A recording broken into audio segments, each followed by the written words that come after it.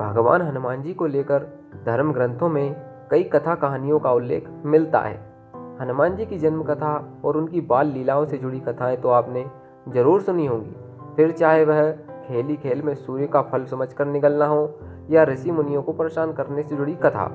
हनुमान जी के नटखटपन के कारण उन्हें एक बार श्राप भी मिला था कि वे अपनी सभी शक्तियां भूल जाएंगे और इस श्राप से उन्हें मुक्ति तभी मिलेगी जब उन्हें किसी के द्वारा उनकी शक्तियों का एहसास दिलाया जाएगा।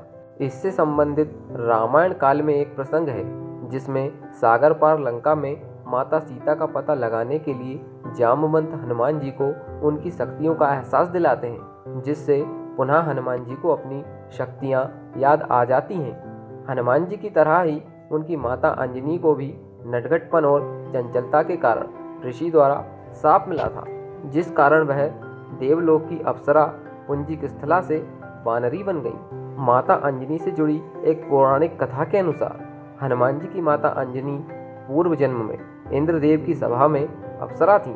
उनका नाम पुंजिकस्थला था। वे अत्यंत रूपवती थीं, लेकिन उनका स्वभाव नटखट और चंचल था। एक बार उन्होंने अपने नटखटपन से भूलवश तप कर रहे एक ऋषि के तप में व्यवधान डाल दिया।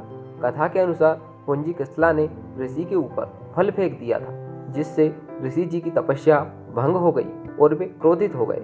ऋषि ने पुंजिकस्थला को श्राप दे दिया कि जब उन्हें प्रेम होगा तब वह वानरी बन जाएंगी। पुंजिकस्थला ने ऋषि से अपनी भूल की क्षमा मांगी, जिससे ऋषि का हृदय पिघल गया। ऋषि अपना श्राप वापस नहीं ले सकते थे, लेकिन उन्होंने अपने श्राप में कुछ जोड़ते हुए कहा कि तुम्हारा वानरी रूप भी अत्यंत तेजस्वी और आकर्षक होगा। इसके साथ ही ऋषि ने उन्हें एक तेजस्वी पुत्र प्राप्त होने का आशीर्वाद भी दिया, जिसके यश और कीर्ति के कारण पुंजिकस्थला यानी माता अंजनी का नाम युगों युगों तक जाना जाएगा। ऋषि के श्राप के कारण ही अंजनी को वानर राज केसरी से प्रेम हुआ और ऋषि के आशीर्वाद से ही उन्हें शिवजी के अंश के रूप में वीर हनुमान जी जैसे पुत्र रत्न प्राप्त हुए।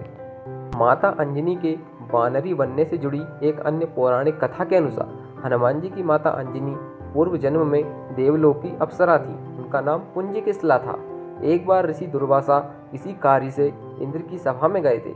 उस दौरान पुंजिकस्थला बार बार अपने रूप से सभा का ध्यान अपनी ओर आकर्षित कर रही थी।